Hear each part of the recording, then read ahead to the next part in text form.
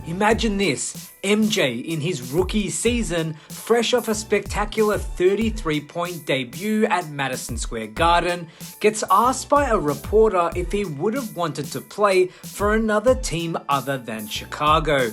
And his response, well, it might just surprise you.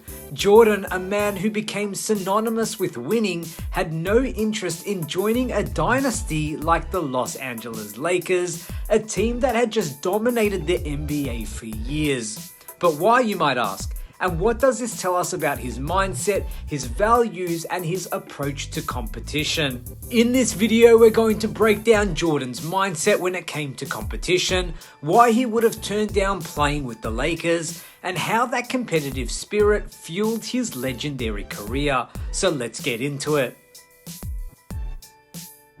Now let's set the scene. Michael Jordan was the third overall pick in the 1984 NBA draft, and the hype surrounding him was massive.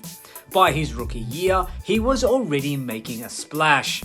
His debut at Madison Square Garden, where he dropped 33 points on 68.2% shooting, showed the basketball world that the Bulls had a future superstar on their hands. After the game, a reporter asked him if he would have wanted to play for any other team, particularly the Los Angeles Lakers.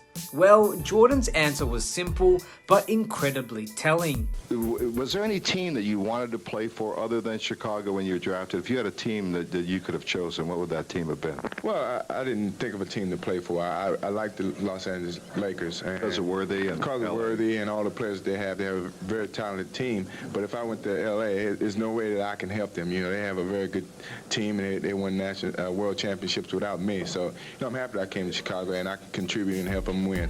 This response is so loaded with meaning. It's not just about his loyalty to Chicago, the team that drafted him. It's about his competitive mindset.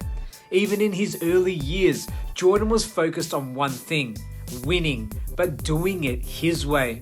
Let's take a step back and understand just how good the Lakers were at that time. The Showtime Lakers, led by Magic Johnson, Kareem Abdul-Jabbar, and James Worthy, were an absolute powerhouse. They were the best team in the NBA.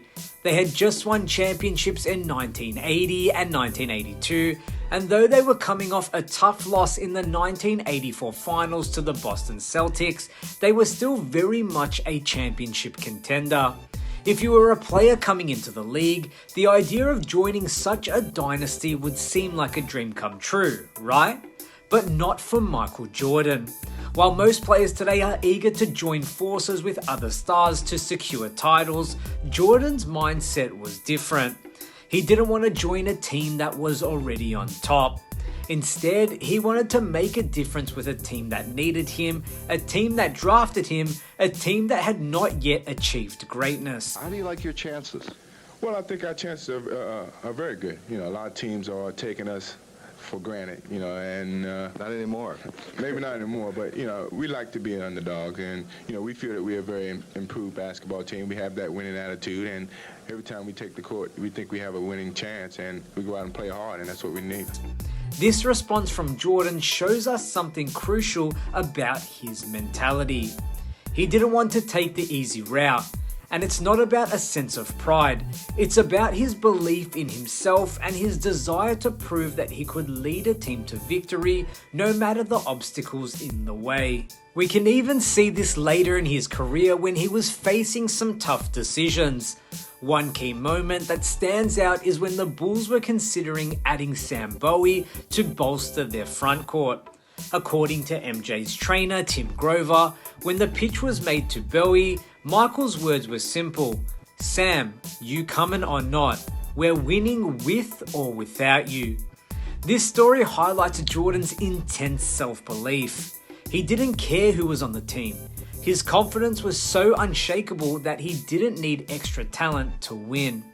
His mindset was, I will carry this team on my back if I have to. And remember, Jordan had already faced adversity. He came into the league with the Bulls as a team that wasn't a championship contender.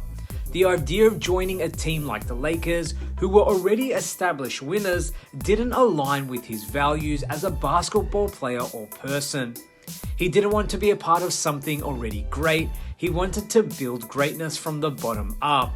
Now, as we all know, MJ didn't take the easy road, and that's what makes his story so legendary. He endured years of struggle with the Bulls. For the first 7 years of his career, Jordan was an individual force on a team that couldn't quite break through the championship level. But through it all, his belief in his ability to lead a team to victory never wavered, and eventually that belief paid off. In 1991, after years of being the league's most dominant player, Michael Jordan and the Chicago Bulls faced the Los Angeles Lakers, yes, the Lakers, in the NBA Finals. It was a full circle moment. After years of respecting the Lakers and seeing them as the team to beat, Jordan and the Bulls finally dethroned the Lakers, winning their first NBA championship. Ironically, it was against the team that Jordan had once considered the best in the league. That victory wasn't just a win for Jordan and the Bulls, it was the culmination of years of struggle, growth, and his unrelenting belief that he could lead a team to the promised land. The tough road that Jordan had chosen, refusing to join an established dynasty and instead building his own legacy, ultimately led him to one of the greatest achievements in sports history. So, what can we take away from this part of Michael Jordan's journey? First and foremost, Jordan's mindset was rooted in incredible self-belief, and he didn't think like everyone else. He didn't just want to be a part of greatness, he wanted to create greatness all by himself. He saw the challenge of building something from the ground up as an opportunity to prove his worth and define his legacy. In today's NBA, we see players frequently teaming up to form super teams in an effort to win championships. But Jordan's story reminds us of the value in taking the harder path. There's something truly powerful about overcoming adversity and leading your team to victory against the odds. So, I want to ask you, would you have joined the Lakers, or would you have taken the path MJ did? What does Jordan's competitive spirit teach us about pursuing greatness, and how can we apply that to our everyday lives? Let me know your thoughts in the comments below, and if you enjoyed this video, don't forget to like, share and subscribe for more upcoming videos and NBA content. My name is Damian Peters, this is Basketball Network. As always, thank you so much for watching, and we'll see you next time.